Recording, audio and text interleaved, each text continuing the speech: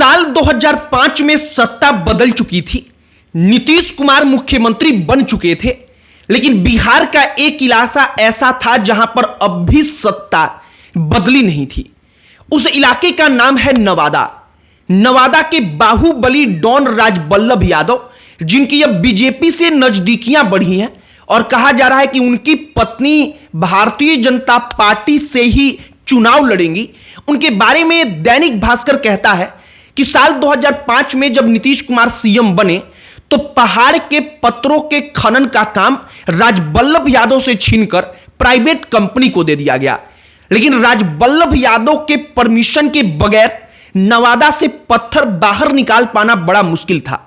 राजबल्लभ यादव ने प्राइवेट कंपनियों के ट्रकों पर टैक्स लगा दिया और नतीजा यह हुआ कि वो प्राइवेट कंपनी पहाड़ के खनन का काम छोड़कर नवादा से भाग खड़ी हुई। यह राजबल्लभ यादव की कहानी है। राजबल्लभ यादव का बीजेपी के करीब आना कहा जा रहा है कि एक प्रकार से ऐतिहासिक इसलिए बन जाएगा क्योंकि साल 1990 के बाद से भारतीय जनता पार्टी का पहला कोई यादव कैंडिडेट वहां से चुनाव लड़ सकता है। दूसरी बात, नवादा जिले में कुल 5 विधानसभा सीटें हैं, जिनमें से 4 सीटें मौजूदा वक्त में महागठबंधन के पास हैं, 3 सीट राष्ट्रीय जनता दल के पास और 1 सीट कांग्रेस पार्टी के पास और 1 सीट भारतीय जनता पार्टी के पास। लेकिन राजबल्लभ यादव जब बीजेपी के साथ आ जाएंगे तो नवादा में भूमिहार और यादवों का ऐसा कॉकटेल तैयार होगा कि राष्ट्रीय जनता दल वहां पर 5 में से 5 सीट भी हार सकती है। हमने सोचा कि जरा इस पर चर्चा की जाए और सबसे महत्वपूर्ण सवाल कि नीतीश कुमार जो क्राइम से समझौता नहीं करने वाले थे, क्या अब वो चुनाव में जीतने के लिए कुछ भी करने को तैयार है? आगे बातचीत करने से पहले हमारा नमस्कार स्वीकार करिए। हमारा नाम मोहित कुमार सिंह है। प्रधानमंत्री नरेंद्र मोदी की रैली बिहार में हो रही थी। उनके मंच पर 2 ऐसे चेहरे थे जिन चेहरों को लेकर सनसनी फैल गई। राष्ट्रीय जनता दल के 2 विधायक, एक महिला विधायक विभा देवी और एक वीर प्रकाश। ये दोनों जो विधायक थे वो दोनों विधायक राजबल्लभ यादव के ही हैं। जो विभा देवी हैं वो उनकी पत्नी हैं और जो वीर प्रकाश हैं या प्रकाश वीर वो राजबल्लभ यादव के आदमी हैं। दोनों प्रधानमंत्री नरेंद्र मोदी के मंच पर जब जाते हैं तो ये चर्चाएं चलती हैं कि दोनों ऑफिशियली बीजेपी ज्वाइन कर लेंगे, लेकिन वो बीजेपी ज्वाइन नहीं करते। लेकिन एक बात की झलक मिल जाती है कि नवादा की राजनीति आगे कैसे होगी। नवादा जो राजबल्लभ यादव के कारण राष्ट्रीय जनता दल का सबसे मजबूत गढ़ बना हुआ था। राजबल्लभ यादव के कारण वहां पर आरजेडी को फायदा मिलता रहा और राजबल्लभ यादव लालू प्रसाद यादव और राष्ट्रीय जनता दल से पहले भी बगावत करके अपनी बादशाहत नवादा में कायम रख चुके हैं।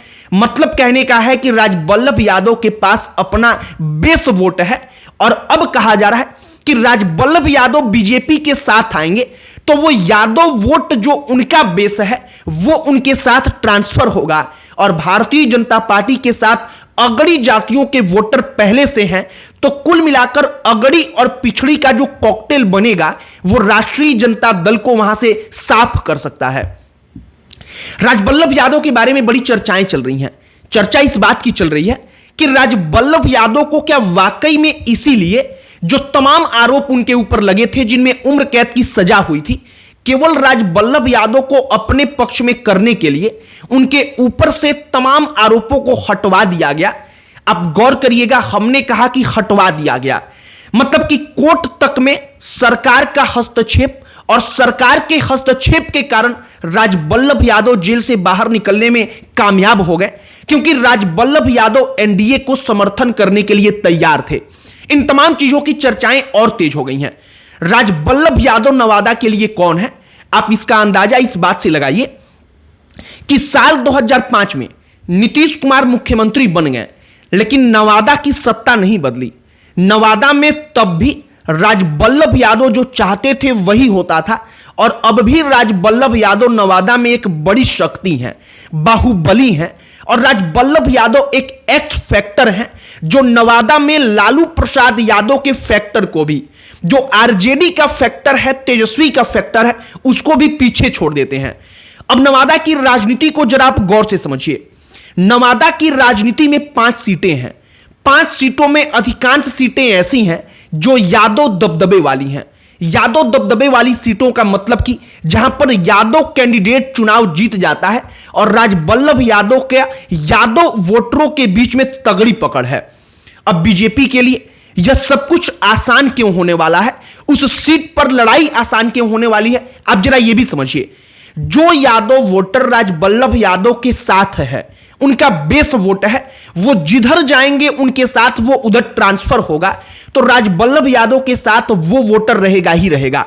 दूसरी बात, भारतीय जनता पार्टी का जो अपना ट्रेडिशनल वोटर है और अगड़ी जाति के जो वोटर्स हैं, भूमिहार, जो अन्य वहां पर अगड़ी जातियों के मतदाता हैं, वो वहां पर यादवों के साथ मिलकर के राजबल्लभ यादव को वोट देंगे, क्योंकि यह मामला एनडीए बनाम आरजेडी और महागठबंधन का बन जाएगा। तो कुल मिलाकर नवादा का चुनाव जो है, वो नवादा का चुनाव बड़ा दिलचस्प होने वाला है। नवादा के चुनाव में साल 1990 के बाद से बीजेपी ने कोई यादव कैंडिडेट दिया ही नहीं है। बीजेपी की तरफ से पहली दफा ऐसा शायद होगा, अगर सब कुछ ठीक रहा तो, कि साल 1990 के बाद पहली बार कोई यादव कैंडिडेट भारतीय जनता पार्टी उतारेगी। और यादव कैंडिडेट उतारने का मतलब कि अगर यादव कैंडिडेट चुनाव लड़ेगा तो भारतीय जनता पार्टी के पक्ष में राजबल्लभ यादव के कारण जो नवादा है, नवादा के आसपास के क्षेत्र है, वहां के यादव वोटर गोलबंद होंगे और यह आरजेडी के लिए बड़ा झटका होगा। फिलहाल कहा जा रहा है कि राजबल्लभ यादव जो नवादा के जाहिर तौर पर अब भी किंग हैं, उस राजबल्लभ यादव के कारण राष्ट्रीय जनता दल, राजबल्लभ यादव को मैनेज ना कर पाने के कारण राष्ट्रीय जनता दल नवादा की 5 में से अधिकांश सीटें हार चुकी हैं। मतलब 2020 में 5 में से 4 सीटें आरजेडी और आरजेडी गठबंधन जीते हैं। शायद इस बार वो एकदम उल्टा हो सकता है कि 5 में से 4 सीटें भारतीय जनता पार्टी और जनता दल यूनाइटेड जीत लें। बाकी आपकी प्रतिक्रिया इस पर क्या है? राजबल्लभ यादव की राजनीति और नवादा में जो तमाम समीकरण बदल रहा है, इसके ऊपर जो हमने आपको बताया उसे आप कमेंट बॉक्स में लिखकर बताइएगा। और सबसे महत्वपूर्ण सवाल कि नीतीश कुमार और भारतीय जनता पार्टी क्या वाकई में सिर्फ ऊपरी तौर पर क्राइम से समझौता नहीं करते? क्योंकि अगर क्राइम से समझौता नहीं करते तो फिर राजबल्लभ यादव को वो अपनी पार्टी में लेकर नहीं आते, क्योंकि सिर्फ एक मामला नहीं है, राजबल्लभ यादव पर तमाम प्रकार के आरोप हैं। और अगर कोई व्यक्ति बाहुबली बनता है तो वो बाहुबली कैसे बनता है, इसकी परिभाषा बताने की जरूरत तो हमें नहीं है। बाकी आपकी प्रतिक्रिया का इस पर भी हमें इंतजार रहेगा, कमेंट बॉक्स में लिखकर बताइएगा। अन्य कोई टॉपिक जिस पर आप चाहते हो कि हम वीडियो बनाएं, उसे भी कमेंट बॉक्स में लिखकर बताइएगा। हमारा पूरा प्रयास होगा कि हम उस टॉपिक पर भी वीडियो बनाएं। बाकी इस वीडियो को यहीं पर समाप्त करते हैं। अंत में हमारा परिचय, हमारा नाम मोहित कुमार सिंह है। बहुत बहुत धन्यवाद।